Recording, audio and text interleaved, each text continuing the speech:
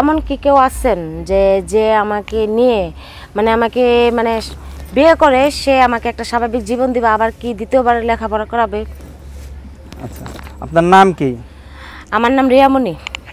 রিয়ামণি। তো এর আগে কখনো আপনি প্রতিবেদন করছেন? না, করি নাই, কিন্তু এখন গরিব তো, তাই মনে করলেন যে চাইতেছি যে আমাকে কি কেউ হেল্প করবে। আচ্ছা, আপনার দেশের বাড়ি কোথায় আপু?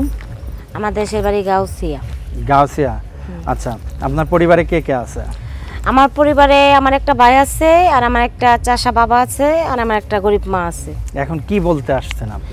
এখন বলতে একটাই চাই যে এমন কি কোনো ছেলে আছে যে আমাকে বিয়ে করে আমাকে লেখাপড়া করার মতন আবারও সুযোগ দিবে, সে আমার দায়িত্ব পালন করবে। দায়িত্ব, সব দায়িত্ব নেবে আর কি, এরকমটা বলতে চাচ্ছেন? আপনার বয়স কত?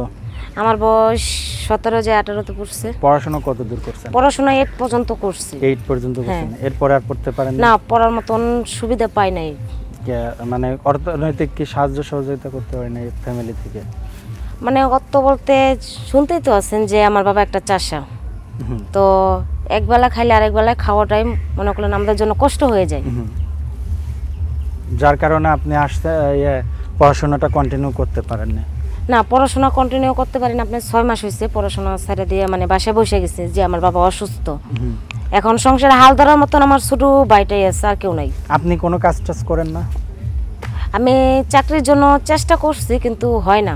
কেন? চাকরিতে কি? কারণ এখন তো আপনি জানেনই, মানুষের স্বার্থ ছাড়া কিছু দিতে চায় না। কি বলে একটু যদি কিছুটা আমাদেরকে একটু বলেন। যেমন হয় গরিব ঘরের সন্তান, আল্লাহ চেহারাটা হয়তো একটু ফর্সা দিছে, হ্যাঁ আপনার চেহারাটা সুন্দর, তার জন্য অনেকে অনেক কিছু দাবি করে, কিন্তু সেটা তো আর আমাদের হাতে সম্ভব না। এমন কি কোনো ভাই আছেন যে আমাকে বিয়ে করে সে তার মতনে রাখবে আমাকে? আচ্ছা, আমি তার গরণী হয়ে থাকতে চাই।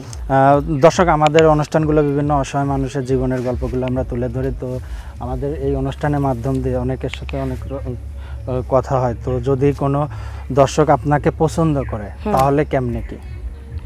তাকে আমি যে এই যে ভিডিওটা আপনাদেরকে ফেস দিতেছি, সেই ফেজের মাধ্যমে আমি একটা ফোন নাম্বার দিয়ে দিব। ভিডিওতে আপনি একটা মোবাইল নাম্বার দিয়ে দিবেন, ফোন নাম্বারটা দিয়ে দিব।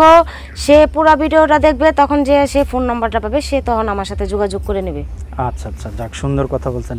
আচ্ছা, দেশি ছেলে না প্রবাসী ছেলে আপনার পছন্দ? আমি যেমন সাধারণ ঘরের একটা মেয়ে, গরিব ঘরের মেয়ে, আমি তেমনই চাই যে একটা সাধারণ ছেলে, যে আমার কষ্টটা বুঝতে পারবে।